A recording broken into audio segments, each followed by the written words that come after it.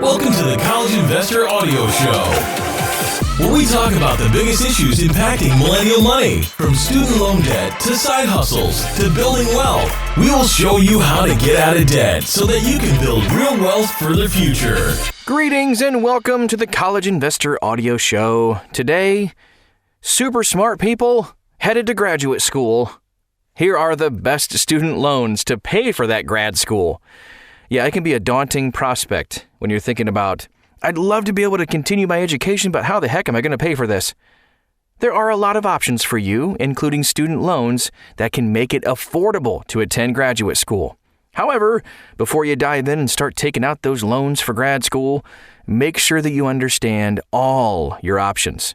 We've put together an order of operations to pay for graduate school that we think is the best for maximizing your potential ROI on your investment in education, because that's important to think about too.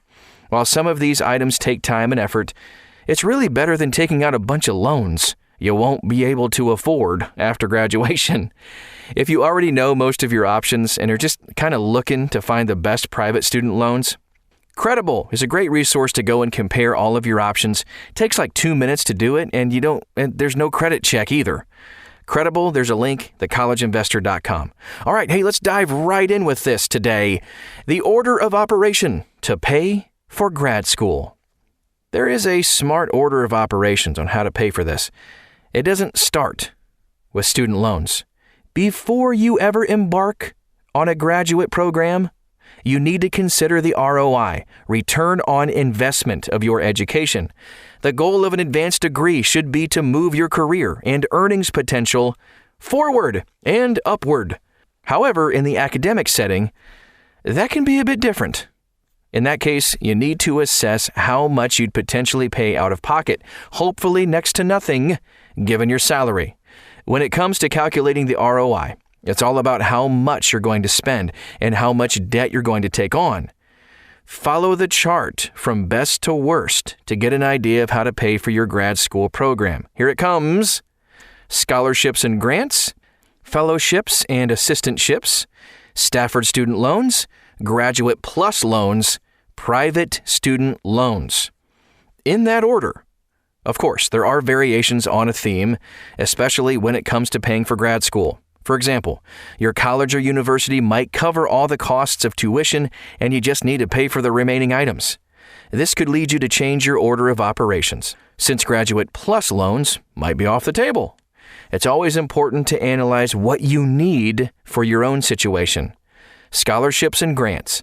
The first place to start when paying for graduate school is scholarships and grants. Scholarships and grants work a little different on the graduate level. While there are still public scholarships that anyone can apply to, many graduate students can also apply for scholarships and grants in their field or department. At many schools, scholarships are handled by the Department for Graduate Students versus the Financial Aid Office. And while merit is still a factor, some departments may consider other factors as well. If you don't know where to start on this one, talk to your graduate admissions counselor and your department to see what might be available. Fellowships and assistantships. This is another option to pay for school that's primarily for graduate students.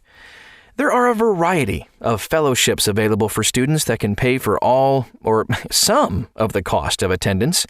Some fellowships are issued by the school, while others are issued by organizations and are transferable.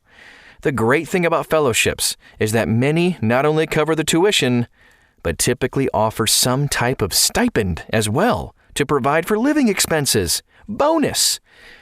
If you can't get a fellowship, you should look into assistantships. Now, assistantships are just like they sound. You can get awarded tuition and more for working for faculty. Almost all graduate schools offer assistantships as a form of employment, along with financial aid. Assistantships can also go a long way towards paying all or some of your tuition, as well as providing a stipend.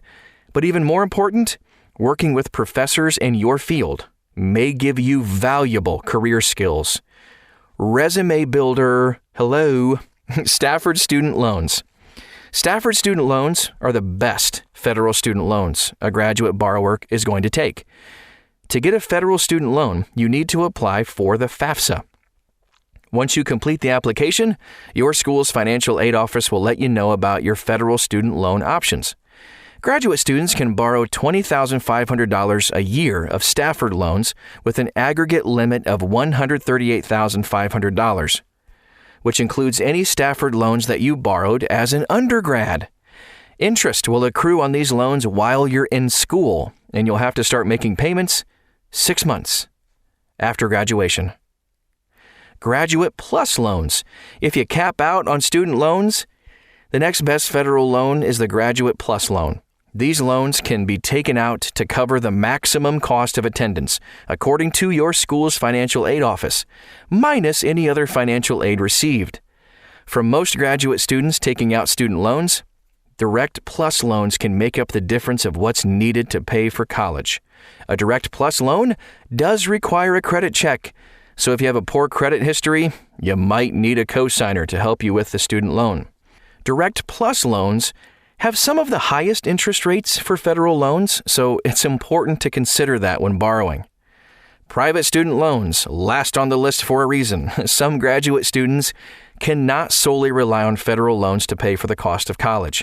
Either they exhaust federal loan limits due to their school's cost, they need more funds to cover living expenses while attending school, or they need more time to complete their education, which increases cost. Others may find more value in taking on private loans given their excellent credit and ability to repay.